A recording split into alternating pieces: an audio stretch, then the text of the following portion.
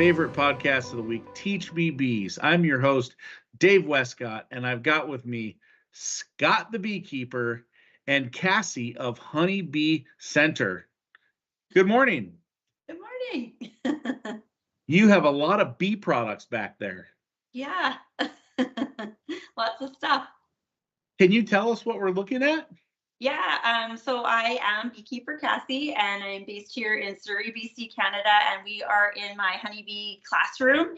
And so this is one of the corners of the classroom. This is the corner I call beekeeper.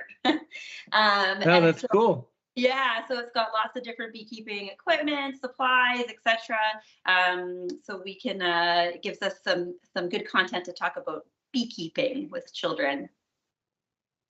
I love that. I noticed that you specialize in teaching beekeeping to children. So they say. So they say. It's the rumor around the campfire. Yeah. Yeah. Yes. Yeah. So that's, this is the intention of the classroom is that, so in the classroom space, I do 3 field trips a day, Wow. during the spring, at least, in the winter, in the fall, winter, maybe 2 to 3 a day, but definitely 3 a day in the spring. And so we're bringing in mostly elementary school kids, but also preschool age children and adult programs as well, all ages. But our primary target is about a grade 1, 2, 3. And somehow I think that bees match up beautifully with their curriculum.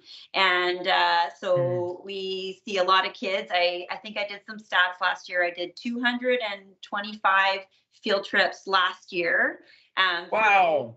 For over, I think it was over 5,000 children came through our program. So, wow. Yeah. So yeah, I guess, Awesome. kind of the expert. That's amazing. And you know what? This is such a fun age because my kids are this age, right? Okay. So, Yeah. They are just so inquisitive and these little memories just stick with them. It does. Yeah. So, yeah. It's kind of fun because my kids and I are taking the beginning beekeepers class. Okay. But I'm teaching it to them. So every that going? Wednesday, it's amazing. You know what? We have so much fun. Every Wednesday for an hour, my 2 kids, Madeline and Dave, they hang out and we go through the beginning beekeeping course. And we don't necessarily follow it like to the T because we'll look up some videos on YouTube to help explain some things and we'll, show them some visuals. But I'll tell you what, not a week goes by where they don't know something new about bees, where they're not inquisitive about bees, where they're not excited about planting flowers for bees. They know, hey, you want to save the bees, plant flowers. Yep. So I love this age. Yeah. Scott will be there someday. Yeah. Yeah. It's great. Cassie, could you tell us a little bit about yourself so our audience is familiar with you? And then, how did you get into this classroom thing? And for those who are just listening, go check out the video because behind her is 15 bee suits, frames, honey, smokers. She's got it going on here. It's really, really cool. Tell us a little about yourself and how you got into the classroom teaching aspect of things. Sure. So I married into a beekeeping family. I've been part of this family for about 20 years. And prior to coming here to Honeybee Centre, I originally was trained as a preschool instructor, so had my early childhood education diploma. And then I worked for our local municipality and I did lots of recreation programming. So I kind of evolved through preschool, after school programs, adult programs, etc. And at the end of my 19 years with our city, I was developing facilities and spaces. And one of the programs that really sticks with me is I helped design and implement an outdoor preschool. So that was kind of one of my, swan song exit projects that I did when I left the city. So then when I came over here, so my father-in-law, had run this Honeybee Centre for 20 years and was like, yeah, I'm done. I'm retiring. I'm going to sell the business. And my brother-in-law and I were like, you can't walk away from this. So we came over, and since there was 2 of us replacing 1, we sort of toyed around with like, what can we do? And at the end of the day, I had this beautiful opportunity to sort of merge my two passions. And so I've always loved insects. I didn't know a lot about bees other than watching my father-in-law. I was always, of course, fascinated by the honeybees, but I came over here, we had this empty space, and I was like, I just built an outdoor preschool for the city. I can build a bee classroom. Why don't I build a bee classroom? Nobody's doing that. So the Honeybee Classroom was born, and the concept is at the very grassroots of the concept. It's about making kids curious about insects, about bees, so that they're not scared. And I very, very fiercely believe that if kids are interested and curious, they're going to be more likely to help creatures in our environment. And of course, I'm specifically talking about bees, but it extends to just, being a good human. So I started by going back to our local BC curriculum with the public school system, and then designing a field trip program that aligned with sort of every aspect of the BC curriculum, so that I could market a field trip to elementary schools that teachers would be like, how can I pass up on this? It checks all of the boxes. And then I started faxing. I just spent 3 weeks by a fax machine, faxing off my information to any school that I could find a fax number for. And then within a year, I was sold out. Because people are, as we know, bees are very trendy. And nobody is, there's no such thing as a person who specializes in early childhood and honeybees. So there's my little niche, and that's what I do. And so now I've sort of expanded it to, like I say, all ages, and an open classroom on the weekends, and lots of beekeeping courses for kids, sort of bucket list type experiences, special events, but really anything that I can do to make people curious, and then therefore help the creatures in our environment. That's amazing. Cool. How much does one of these field trips cost? So right now I'm charging, I have a base rate of $8.25 per child to come through the program. And then there's add-ons that they could add on. So we can add on honey tasting for 75 cents. And then we can add on beeswax candle rolling for $3.25. And extra time is an add-on, and etc. And that's sort of our base classroom content program. And then we sort of build all the way up to a more sort of specialty private program. So I do a program called Junior Beekeeper, and that one starts at about $200. And then you can bring up to, I think it's 8 people. Yep, that's right, 8 people. And then basically I do sort of the basic safety lesson and queen worker drone, egg larva pupa. Then everybody gets set up. They come outside like the smoker with me, and then I take them in through a hive inspection and let the kids sort of get in the hive and handle some frames and, take some photos and do that kind of stuff. Wow. So, yeah. Okay. How many kids are on each one of these tours? So anywhere from, in a classroom presentation, it will be anywhere from, a small group might be 15 up to say 60 or 80 kids could be sort of the biggest program. Yep. That's amazing. That's awesome. A lot of little kids. Yeah. It is though, but it's so special. It's so fun. Do they leave with anything? Do they get a little sticker or a bee or do they leave with anything? No, what we do is every kid plants a bee-friendly wildflower to take home and plant in their garden and feed the bees. Oh, I love that. Yeah. That's awesome. Yeah. Yeah. So, setting kids up with the tools to, get started and caring about pollinators in their environment. And, they walk out of here. I mean, I wish that I got to go to a Honeybee Centre when I was a little kid and, take a close look at the bees and plant some flowers and, play with all the toys and dress up like a beekeeper. So basically, I always think to myself, what would I have wanted to do when I was 8? And then I'm making it happen. I think I would have just eaten the honey. Yeah, we do that too. Yeah. Super cool. That's good. So you have hives on site then? I have. So I have right now I have an observation wall. So we're in the classroom right now, but there's also a store. And so that's where we sell all of our honey. So I'll take a step back. I'll tell you a little bit about Honeybee Centre. So my father-in-law started Honeybee Centre 22 years ago. It was a commercial beekeeping operation, and he's renting his bees to blueberry growers in the Fraser Valley. So he started with a couple hundred hives, rented them out to blueberry farmers. They got the pollination service. We got the monofloral honey. So right in his very first year, he realized that the operation wasn't big enough, and it started to expand right away. And so our main business at Honeybee Centre is commercial blueberry pollination. So my husband is managing that now. We have about 6 to 8 beekeepers in a season that work with Lee, my husband, and they are going blueberry, and then so all the bees go to blueberry. So that's 6,000 colonies go into blueberry pollination. And then from there, they either go to cranberry, raspberry, blackberry, or clover fields. And so we produce those monofloral honeys here at Honeybee Centre. So the main business is the pollination. And then the second part of the business is we have a shop where we sell all of our honey and different products at the hive, gifts, that kind of stuff. And in the store, there's an observation wall. So anytime you come to Honeybee Centre, unless, it's the middle of the winter and the bees have to be pulled out because the colony strength isn't strong enough, there's an observation wall at the back of the store that people can see the bees all working away in.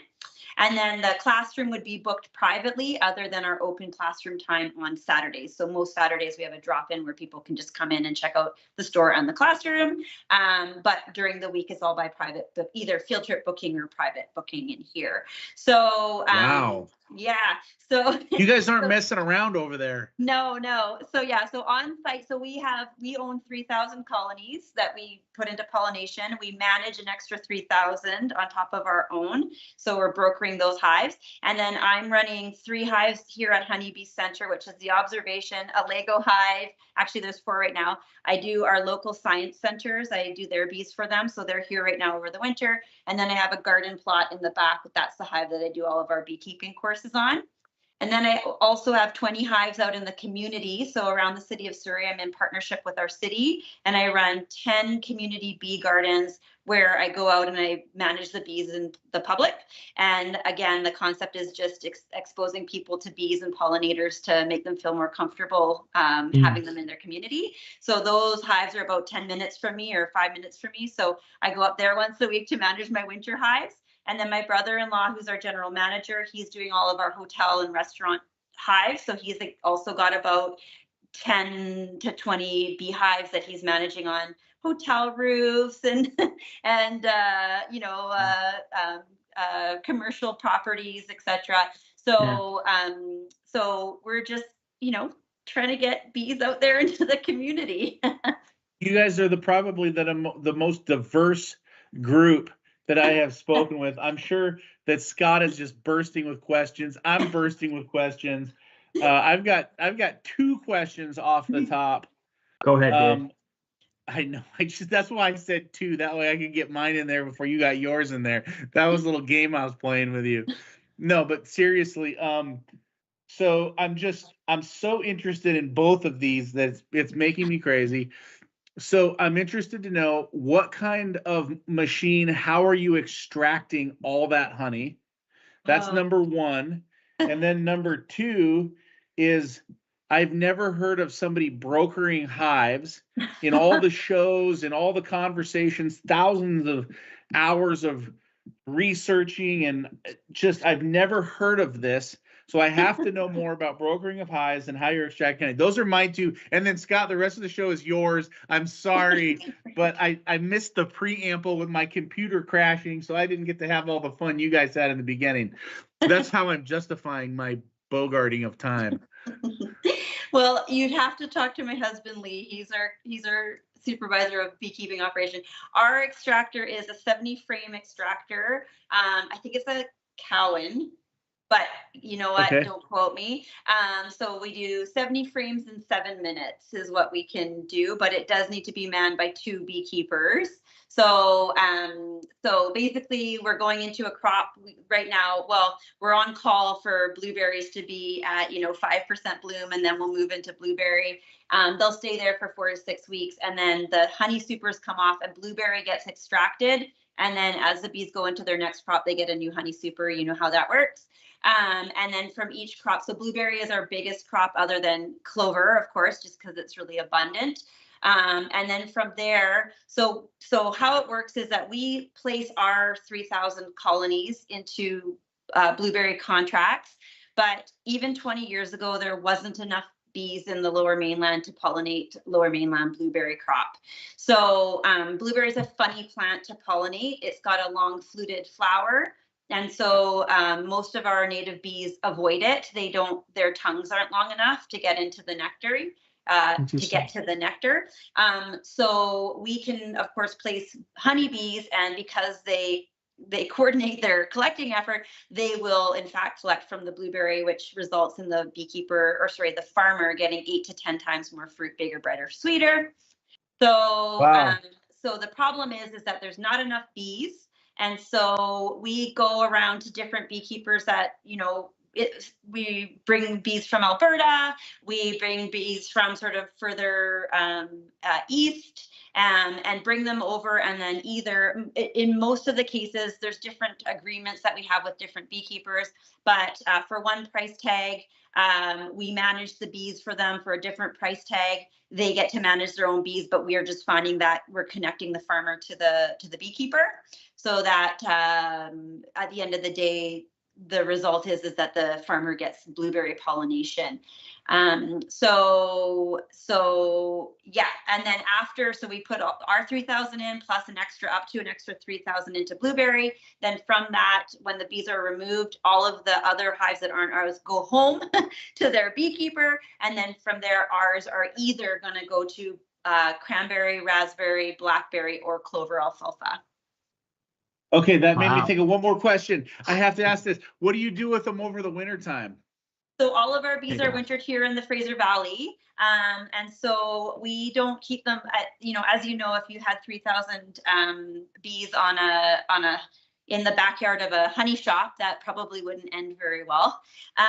So basically we have arrangements with different residents, like property owners in this area. And so we put our colonies into, in bunches of say 100, 200 per property, all around the Fraser Valley. So after they're done their work, they go and they winter in these beautiful yards that we've made these arrangements with people where they have to have a certain size of a yard. It has to be over 2 acres.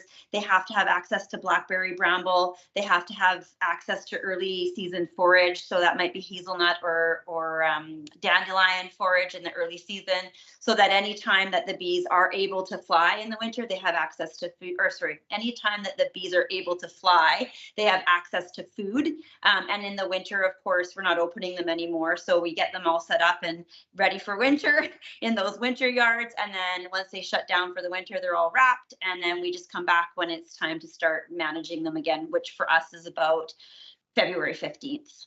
It gets cold down there in Canada. You know what? We're really mild where we are. We're right on the border. So yes, we have some cold days. I think that the bigger problem here is moisture. So I always tell beekeepers are like, my hives all died. And I'm like, first, did you check for varroa? Second, was it the moisture? Did you get moisture in your hive? Because our weather I think the issue isn't the cold. The issue is the ebb and flow of hot, cold, hot, cold, hot, cold. And so then the bees are they're either starving to death because they think that they're able to fly and there's no nectar reward, or the nectar they're bringing in new nectar and it's not drying, and then you're getting moisture in the hive going into the winter. That'd be my guess. Okay, that's it for me, I promise. And so, I have like 5 more questions, but go. You know how to find me. That's super interesting. My question, I was going to ask about overwintering things, but related to that is just beekeeping in Canada in general. Could you maybe, a lot of our audience is going to be US based, but you're not far from us, you're just across the border. Could you maybe share, are there differences between beekeeping in Canada, beekeeping here in the States? I'm assuming you don't like drive to California for almonds, does all your pollination happen in Canada? Could you maybe just share a little bit about some of those kind of things? Yeah. So a couple things. I mean, okay, so the things that I would say are the same are Varroa. And the bees are the same. But I'm only about 20 minutes from Washington, and like we're right on the we would be the climate would be very similar to Montana, right? Okay. So we're where I am, but Canada is very large, and so up north they just have a very short season. So the major difference I would say is the season. So here in British Columbia, sort of southern British Columbia, our season opens up on about, we say, February 15th. That's about when you can do your first hive inspection. But the further north you go, as you can imagine, the colder it gets. And so their season is starting, of course, later into maybe March, maybe the beginning of April.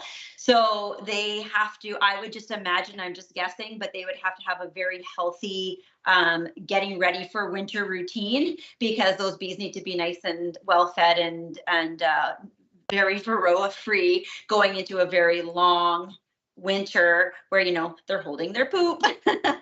So you need to not have nosema, and you need to, although don't we all want really healthy bees? We haven't really experienced a hive beetle yet. We've just started seeing just a tiny little bit of it coming up across the border.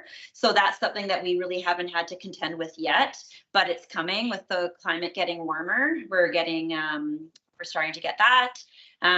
We just like Washington, we had 2 summers ago, I guess it was, we had the giant Asian wasp incident. So we had just a few of them show up in Langley, which is kind of one town over from us.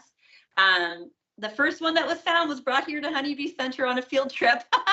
A mom brought it in, and she's like, "What is this?" And I'm like, "I don't know." That's so crazy. It was pretty cool.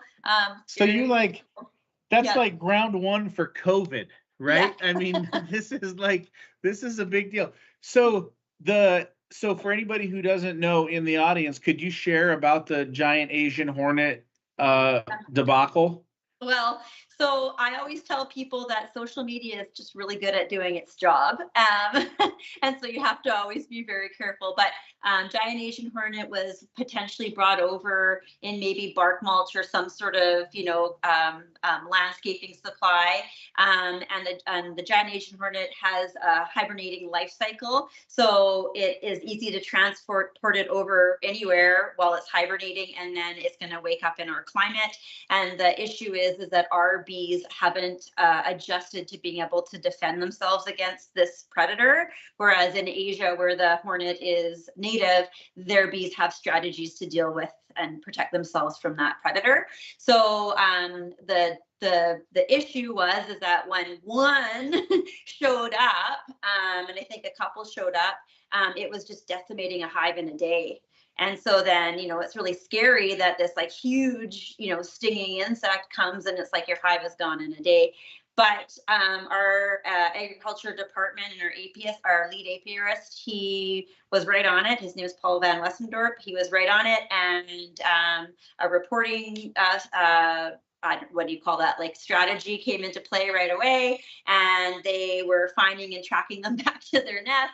And I don't know that we really had an issue with them this year. So I think that it's relatively managed right now, but it made for really great social media. Yeah. But it is a threat. It is a threat because it happened once. It could happen again. It can happen again. Yeah. Yeah. Just be vigilant, right? Totally. Man. Yeah.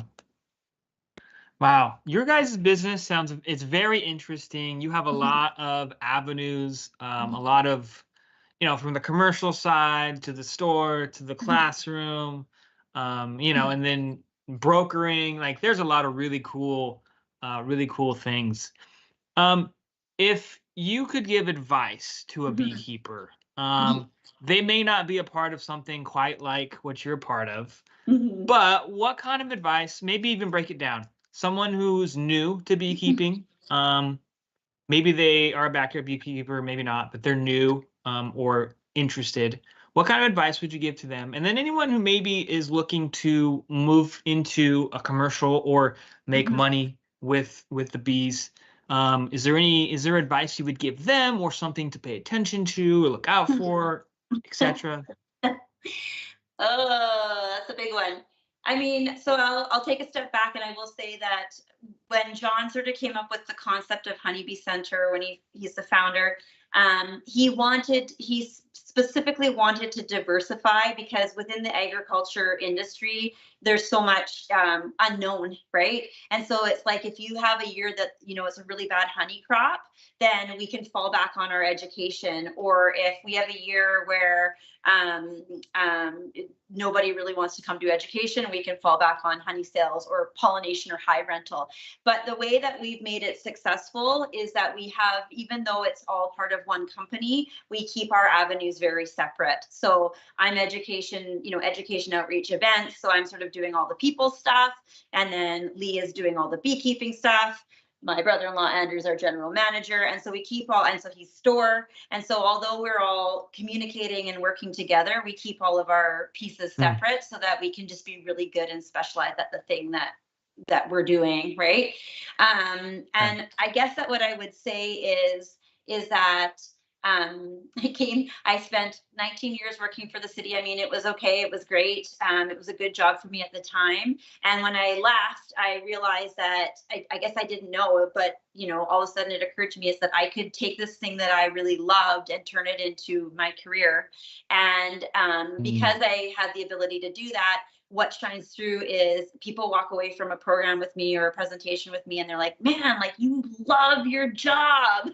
And so then I'll do an after dark and I'll be teaching these women who are coming to like do candle making, and I'll be teaching them all about bees. And they're people who were like coming to do a craft, and then they walk away and they're like, wow, like, you're so passionate about it. I'm going to go home and I'm going to plant flowers to feed the bees. And so the side effect of choosing to do something that you're really passionate about is that it trickles down into your customer, and they're going to see that, and you're going to reap the benefit of that. So I guess that my advice, which is not beekeeping advice, would be figure out the piece that you're really passionate about, and then lean on that to move yourself forward. I would say that it's not easy. It's not for the faint of heart. The thing about beekeeping is that there's loss involved. So, you have to have a little bit of a thick skin. And I would just say to anybody who wants to take up beekeeping, I always say to people, ask yourself why. Why do you want to become a beekeeper? Because if it's about saving the bees, then plant some flowers and feed the native bees. Because that's how we're going to save the bees, is that we're going to, correct the environment and plant native flowers, feed native bees. But if you're interested in honey making, or maybe the science of beekeeping, or the aspects of a social insect, then honeybees are a good option for you. So before you make that commitment, before you buy a hive, ask yourself why, and then spend the time and energy doing the research. Take a course. I tell people all the time, I'm like, you will save more money in the long run if you take a beekeeping course and take something that is close to where you live, so that you can start creating a network, because beekeepers need beekeeper friends. Totally. Awesome. That is great advice. I think that, man, you guys have such an awesome organization over there. That's really phenomenal. So I've learned a ton. When you do the night making candle class, do they like have to light the candle to find their car or to walk home or something like that? They have to take an Uber, that's for sure. That's funny. Yeah. This has been a great episode. Yeah, this has been a great episode. This is any final thoughts as we bring this in for a landing here? Yeah. Anything you'd like to share with the audience? Yeah, I just recently went to Tennessee for the Hive Life conference back in February. I got invited to speak about inspiring the next generation. And so one of the weaknesses in maybe our beekeeping industry that I've recognize is that there's not this real solid succession plan for beekeeping. And so I really encourage people to share their passion with the next generation. So you were telling me about that this morning, about, that you're doing the beekeeping course with your kids. And that's really awesome, because we need to make sure that there's people out there that are thinking about our environment and thinking about bees. So I always like to end with, go forward, share your passion about bees, inspire the next generation, do what you can do to ensure that we have a bee-friendly future for years to come. That's awesome. It's okay. I awesome. got to ask one more question before we go. Scott's like, man, you're killing me on this call. But no, since you're from Canada, favorite hockey team? Oh, well, I'm going to have to go with my son's Bantam team. Oh, okay. He plays for Surrey? My son plays for Coquitlam. But I would say the Vancouver Canucks, and my brother-in-law would very passionately say the Toronto Maple Leafs. So I would be amiss if I didn't recognize both the teams. Okay, so I played junior A hockey for Cowichan Valley Capitals. Okay. I can't remember how close that is to you. And then before that, I played junior B hockey for the Osoyoos Heat. Oh yeah, so Soyuz is just maybe about 4 hours from us. Yeah. Okay, so I spent some of my youth days living in Canada playing junior hockey. Oh, there you go. And it was a lot of fun.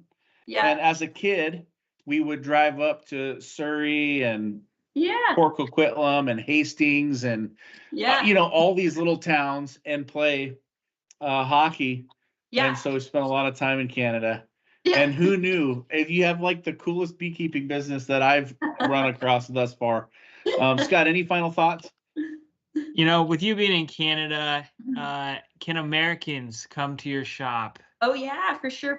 And I do a lot of homeschool programs. So homeschool networks definitely come up and book private presentations. So they'll come up and spend the day and do a beekeeping experience. Our shop is open to anybody who wants to come in. We're not going to turn anybody away.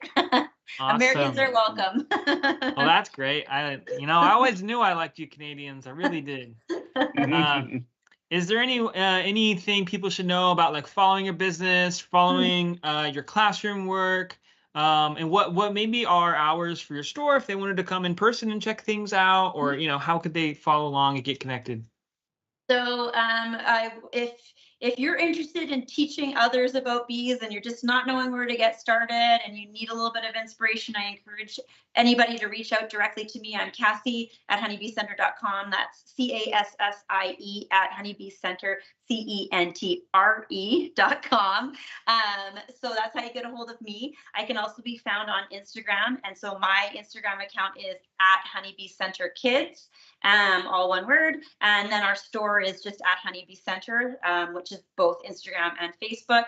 We have an awesome website, www.honeybeecenter.com. And our phone number here is 604-575-BEES. So that's how you can get a hold of us at Honeybee That's awesome. Centre. But yeah, reach out to me anytime. Our store is open 7 days a week from 10 a.m. to 6 p.m. So we'd love to see you in person. Really great days to come are on Saturdays, because we often have our open classroom running on those days. And in the end of July, we do a huge honeybee festival. So we do the bee beards and we do the beekeeping demonstrations, vendors and food trucks, etc. So that's the last weekend in July. So I invite you guys up. This is your personal invitation to come to the Honeybee Festival in the end of July at Honeybee Centre. But for whatever reason, if you're interested in bees, definitely come visit us at any of those places, online or in person. And I'll tell you this, you definitely do have an incredible website. I checked it out before the show. I mean, you have so many pages. You have like 8 pages of products. You have some sculpting on the candles that is crazy. You have skulls and bodies and ice cream cones and all sorts of awesome things that are happening. And then you've just got a ton of stuff, like from the pollination to the example of pollination. I mean, just it really is a wonderful website. Did you guys build that yourself, or did you have someone do it? We worked with a local company here. Yeah. Wow, That's cool. it's really done well. It's really done well. All right, we're going to bring this thing in for a landing. That was a fantastic show. Check them out, the Honeybee Centre, RE at the end. And I'm Dave Westcott, your host. Follow me on LinkedIn, Facebook, social media, YouTube, anywhere where it's happening. We're happening. We're live every Thursday. Check us out. Great show, great fun. And this is definitely one of my favorite shows of all time. Thank you so much. Thank you, guys.